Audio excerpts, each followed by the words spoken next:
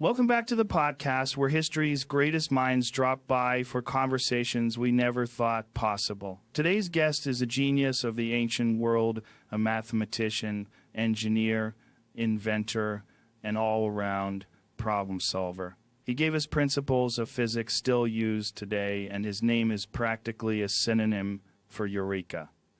Please welcome Archimedes. Thank you. Though I should note, when I shouted Eureka, I was naked, running through the streets.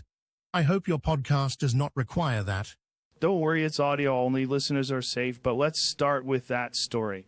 You're in the bath, you notice water displacement, and suddenly you figure out how to measure volume. Was that your proudest discovery? Proudest? No. Useful? Yes. My joy was always in the puzzle itself. Whether in the bath, the marketplace, or the battlefield, I sought to ask, how does the world work?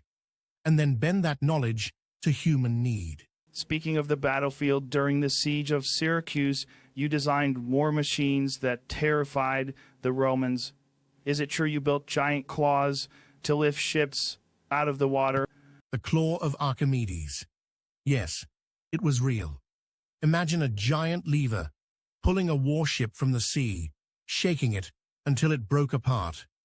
To the Romans, it must have seemed like sorcery. That's insane. So you were basically Elon Musk of your time, except your machines actually work. If you say so. But unlike your Musk, I was not sending machines into the sky. I was bringing enemies down from it. But you were not just about war machines. You invented the Archimedean screw, a device to raise water. That's still in use today, thousands of years later. Did you realize you were building something timeless? I built it to help farmers irrigate their fields. If it endures, it is because necessity never changes.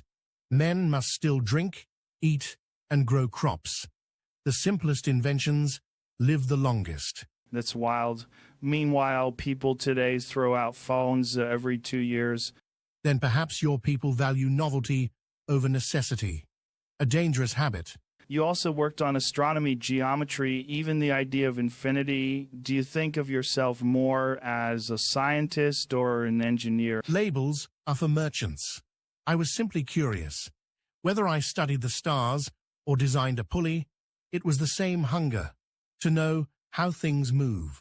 Let's fast forward. If you saw modern science, rockets, telescopes, space exploration, what would you think? I would weep with joy to see men rise beyond Earth, to measure the heavens with machines. In my day, we could only dream. Yet I would remind you, the cosmos is not just to be reached, but understood. To fly among the stars without wisdom is like handing a sword to a child. So you'd be excited about NASA, but also a little worried. Yes, knowledge without virtue is fire without a hearth. It warms no one and burns everything. That line right there could be a TED Talk.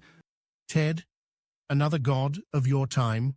Kind of feels like it. Let's talk philosophy. You famously said, "Give me a place to stand and I will move the earth." If I handed you today's problems, climate change, energy crisis, the internet, what lever would you use? Knowledge is the lever. Cooperation is the fulcrum. Your world has both in abundance, yet often fails to align them. You have machines more powerful than my wildest dreams, yet you quarrel more than you build. That's uncomfortably accurate. Now, you worked with math and physics constantly. If you saw modern computers and AI doing calculations in seconds that might have taken you years, what would you say? I would rejoice, for the mind freed from calculation is free to imagine. Let the machine do the arithmetic. A million answers mean nothing if you do not know which problem matters. Somebody put that on Twitter. Actually, what would you think of social media, millions of people broadcasting their thoughts every second? In my time, the agora was filled with chatter already. If you amplify it 1,000-fold, do you gain more wisdom? or merely more noise? Mostly noise. A lot of cat videos too. Cats? Explain. Never mind. Anyway, let's talk legacy. You were killed when Syracuse fell, despite orders to spare your life. Does it bother you that, for all your genius, you couldn't escape war? Death comes to all, genius or not. What matters is what endures. My levers, pulleys, and spirals, these live on.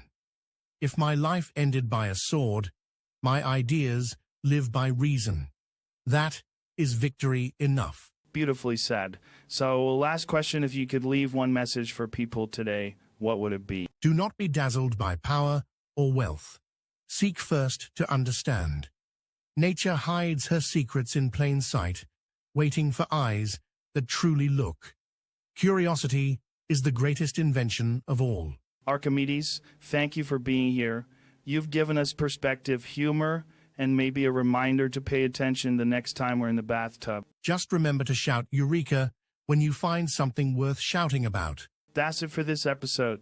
If you enjoyed this conversation with Archimedes, share it, subscribe, and keep wondering how the world works. We'll see you next time.